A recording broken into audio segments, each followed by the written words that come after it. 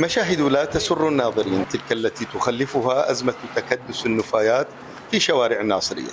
الأزمة قديمة جديدة، لكنها تعود في كل مرة مع سبب جديد يدفعها إلى السطح لتكون واحدة من أبرز مشاكل الخدمات المفقودة في المدينة. هاي النفايات صار 4 أيام موجودة هنا، هم يراد لهم شفل وقلاب يشيلون، اذا يقولون عندنا اضراب وما جاي يجون العمال ما جاي يشتغلون ما تكلفهم شفل وقلاب، والموجود الشفل عندهم بالقسم وقلاب موجود عندهم بالقسم.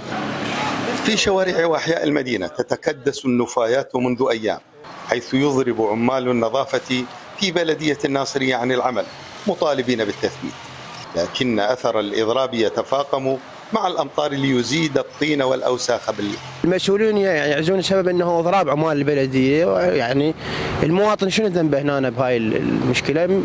يعني لازم أكو بديل، يعني ما معقولة أنت هاي النفايات متكسية والأمطار وهاي كلها تسبب أمراض وانسداد المجاري.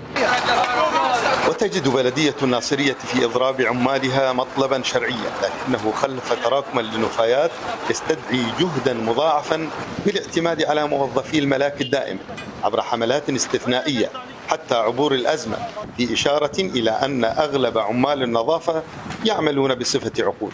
مثل ما تعرفون احنا ينطرح بالمدينة يوميا من 1000 إلى 1300 طن نفايات. هذا التوقف خلال 3 أيام تكدس ما يقارب إلى 5000 طن نفايات. عالجنا البعض منها يوم أمس واليوم وقبل يوم أمس بالجهد الثقيل، ومستمرين لحين حل المشكلة إن شاء الله. خصخصة قطاع النظافة بالاعتماد على شركات محلية وفق نظام جباية رمزي هو الحل الذي يقترحه مختصون لضمان حقوق الطرفين، فضلا عن توفيره الجهد والمال على دوائر البلدية. من الناصرية أحمد السعيدي، UTV.